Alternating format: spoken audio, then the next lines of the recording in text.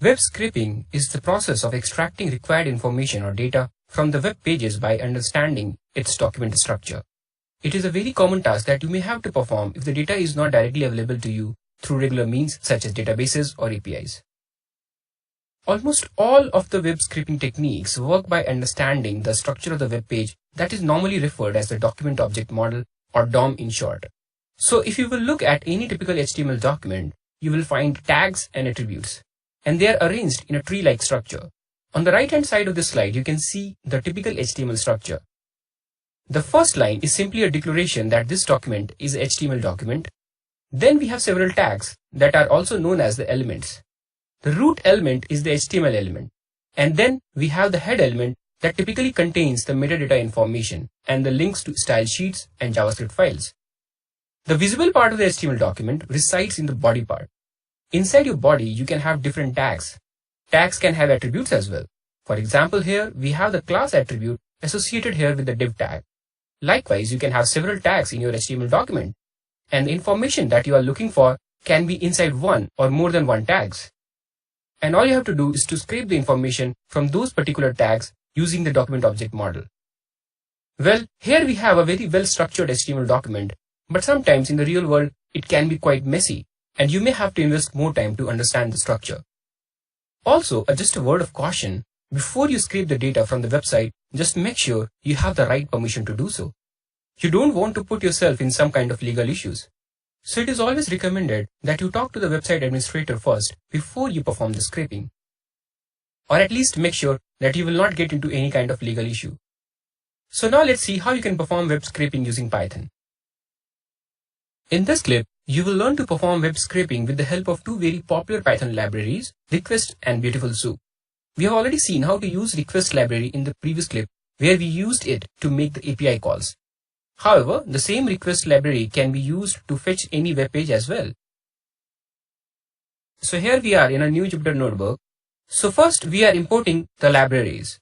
So we are importing the Request library, and for the BeautifulSoup, it is available in the BS4 package, and you will already have it installed if you have installed the Anaconda distribution. So let's import these two libraries. Next, we want to scrape some data from our website. So instead of going into the actual web page, I have added a HTML string here in the Jupyter notebook itself, so that we don't have to bother about any legal stuffs. Here is the typical HTML document that you will find across the web. So in this example, I have added some details about this course in an HTML format. Well, let's see how this HTML document will look like. Well, you can do it in the Jupyter notebook itself, but before that, let's execute the cell. Well, to display the HTML document, you can use the display function available in the IPython core display library. So we are first converting the HTML string into the HTML object using the HTML function, and then we are passing the HTML document to the display function. Let's execute this cell. And here we have the rendered HTML document right in the Jupyter notebook. Isn't it cool? So in this web page, you have the title of the course author name, some brief description, and a table containing the module names and the duration. Suppose you want to extract the module name and the duration from this page for some kind of analysis. So how can we proceed? Well, let's see it in a step-by-step process. So you can first pass the HTML string to the BeautifulSoup, and BeautifulSoup will convert the HTML string into a structured object that you can query later. We are also storing the result in a variable named as PS. So let's execute this cell. Here you'll see few warnings. That is basically for the HTML parser. We can skip it as of now. Next, let's print the PS object itself. So as you can see, we have the complete HTML document structure with us. However, this time you can query this document structure. So suppose you want to extract only the body portion. Then what you can do is to pass the body as the value of the name attribute in the find function on the soup object PS as shown here. Find function can be used to return the first matching child, and because we have only one body tag in the structure, we will get our required information. Let's execute this cell. Now let's print the content of the body to confirm the result. So as you can see, we have only the body portion with us. So now suppose you want to extract the title of the course that is inside this h1 tag. So essentially, we want to extract the text content inside the h1 tag. So you can use the text property. So here we are first selecting the first matching h1 tag, and then we are extracting the text content. So let's execute this cell. And here we have the title of our course. Coming back to the structure, let's apply the find function on the p elements. So we have two p elements here. Let's apply on the p element. So we have got our first matching element. But as you have already seen that we have two p tags, and if you want to get all the p tags in one go, then you can use the find all function instead of the find function. Let's execute the cell. So here we have got the list of elements in the result. And because you have a list, you can also iterate through the results as shown here in the next cell. Here we are using a simple for loop to iterate through all the p elements. Other than the tag names, you can also use other tag attributes as well to make the selection.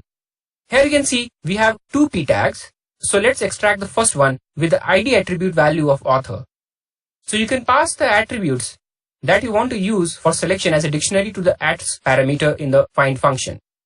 In the first example, we are passing the ID attribute value as author. Let's execute the cell. And here we have our p element. Let's use a similar approach to find the second p element where the ID attribute value is description. And here is the p element. So now we have made our foundation. Now let's use it to scrape the module details from the HTML document. But before that, let's look at the document structure once again. So we have a table here inside the body with the ID of module that contains the desired information. Then inside the table, we have a bunch of rows. The first row contains the header information and we want to skip that. So we need to look through the rest of the rows, and inside each row, the first element is the module title and the second element is the duration in minutes. So now let's see how we can set up the whole web scraping process. So first we are extracting the body, and then inside the body we are extracting the table element that has the ID of module. And then inside the module table we are iterating through all rows of the table by using the find all method and tr as the value of the name parameter. And also you can see we are skipping the first row because the first row has the header information. Inside the for loop, we are extracting the text content of the first column, that is our module title, and the text content of the second column, that is our module duration. And we are also converting the duration string to integer. Finally, we are printing both the module title and the duration. But you could have used these values as you like. I just wanted to showcase the extraction of particular portion from the web page. Let's execute the cell. And here we have our module title and the duration. So as you can see, we have scraped the web page for the desired information and extracted only those bits. Well, in this example, we had a very simple case, but in the real world, you may encounter more complicated document structure.